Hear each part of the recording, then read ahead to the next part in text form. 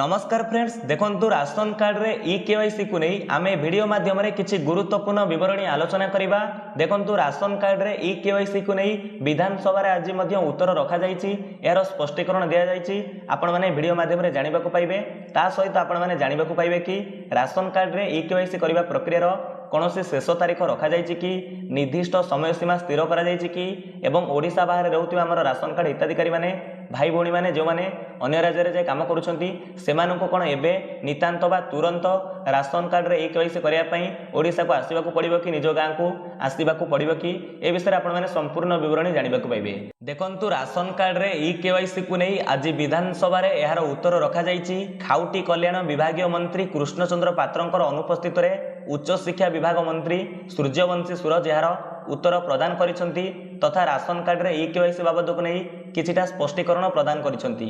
से कहिसंती कि ration card रे ई केवाईसी करिबा होउची एक संपूर्ण संवेदनशील प्रसंग एवं से कहिसंती राशन कार्ड रो समस्त हिताधिकारी जे माने राशन कार्ड रे शामिल अछंती मेंबर माने बा सदस्य माने समस्त यार गुरुत्व को अनुभव करी निजर राशन कार्ड सहित आधार कार्ड माध्यम रे फिंगरप्रिंट देई एवं आपणकर जो आई स्कैन करी राशन कार्ड रे ई केवाईसी कराई नियंतु।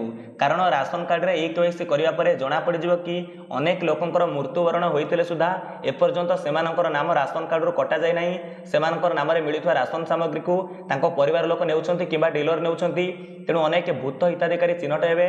यह सहित ई केवाईसी माध्यम रे ई केवाईसी करा गले जांच होई परिबो कि केउ माने प्रकृति रे सरकारी चाकरिया होई मध्ये तांको परिवार रे राशन कार्ड पाउथिले, राशन सामग्री पाउथिले एवं अनेक चारि चकिया जानर मालिक राशन कार्ड पाउथिले। आपण माने जानंती आयकर दाता एमिति अनेक अयोग्य हिताधिकारी थिले जो माने राशन सामग्री पाउथिले बा तांको परिवार रे राशन कार्ड थिला। तेणु सेमानकर राशन कार्ड कटि जिवो एवं जेते राशन कार्ड कटिवो सेते नुआ राशन कार्ड मिली परिवो। कारण अनेक नूतन आवेदनकारी जो माने नुआ राशन कार्ड पाइया पई आवेदन करिसंती पाखापाखि 10 लाख हिताधिकारी नूतन राशन कार्ड पाइया पई आवेदन करिसंती जो मानकर पेंडिंग अछि।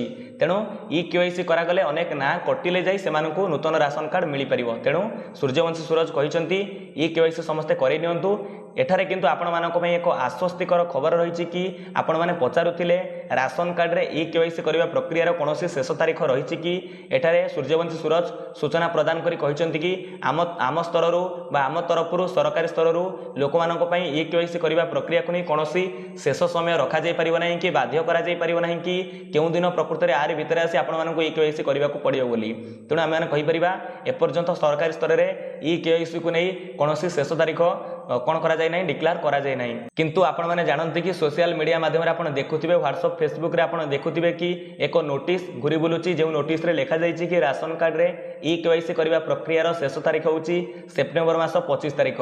देखंतु यह केते दूर सत आपण मानकु जणाउची। एठारे देखंतु हमर जो चिन्हा परिचय स्तर रो पीईओ रहिले, सरपंच रहिले एवं जो जोगाण हिताधिकारी डीलर माने रहिले समस्तक सहित प्रायतः कथा बा पर म आपनको जणाउची तांको स्तर रे खबर आसीची समस्त राशन कार्ड रे समस्त राशन कार्ड रे हिताधिकारी ई केवाईसी करिया पई बाध्यतामूलक अटंती। समस्त राशन कार्ड रे निजर फिंगरप्रिंट देबे, आधार कार्ड नै फिंगरप्रिंट एवं आई स्कैन करिवा द्वारा ई केवाईसी करेबे, नचेत तांकर राशन कार्ड टी कटि जिवो। एवं तांको स्तर रे सेमाने मध्ये कहउचंती पाखापाखि गोटिए मास समय रहिछि। सेमाने भी सुनिबा को पाइछंती कि सेप्टेम्बर 25 तारीख होउची राशन कार्ड रे ई केवाईसी करेबार शेष तारीख। तरी तांको अंडर रे जेते भी जो रहिले डीलर को अंडर रे जेते लोक राशन सामग्री नउछंती तांको समस्तଙ୍କୁ से जणै दैछंती। तेणु आपण माने जानिथिबे अनेक जिल्ला रे तथा तेणु आपण माने जानिथिबे अनेक डीलर शॉप रे प्रायतः डीलर शॉप रे ई केवाईसी करिवा प्रक्रिया आरंभ होई सारिछि।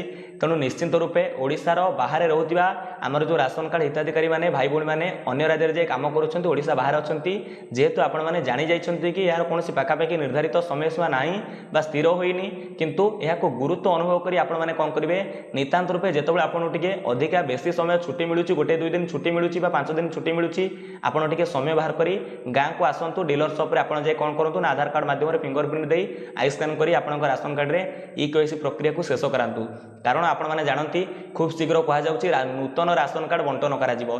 तेणु आपण मानकु पूर्वरु कहली क्राइटेरिया होउची ई केवाईसी आगो करा जिवो, आगो बाद पड़िबे अनेक अयोग्य हिताधिकारी बाद पड़िबे, तापर जे नूतन राशन कार्ड बंटन करा जिवो। तेणु से क्षेत्र को देखिले जदि आपण राशन कार्ड रे ई केवाईसी करू नाहंती आपनको ना कटि जिवो, आपण अयोग्य हिताधिकारी भाबरे परिगणित हेबे। तेणु नितांत रूपे यार गुरुत्व को अनुभव करी जेतबेले आपण टिके समय पाउछंती जदि ओडिसा बाहर अछंती अछंती समस्ते आसी राशन कार्ड रे ई प्रक्रिया को शेष करांतु जहाद्वारा आपंक मंगल हम कारण राशन कार्ड गुरुत्व आपण मैंने वर्तमान समय समाज में जानी राशन कार्ड माध्यम रे स्वास्थ्य सुविधा मिल पारुची जदि कौन सदस्य ना राशन कार्ड ना सही सदस्य विजु स्वास्थ्य कार्ड सुविधा पाई पारु नाहंती तथा गोपबंधु स्वास्थ्य कार्ड जो आगु हम तार सुविधा पाई पारे ना से कथा को गुरुत्वर भाव में अनुभव करेंगे तेणु से मनकर आपने निश्चित रूपे गाँव को आसतु छुट्टी आनी गाँव को आसतु राशन कार्ड ई प्रक्रिया को शेष करांतु तो ये आपंप किसी गुरुत्वपूर्ण आलोचना आपण मैंने भावुँ संपूर्ण विवरणी बुझीपारे विदाय दिंतु नमस्कार जय हिंद जय भारत जय जगन्नाथ।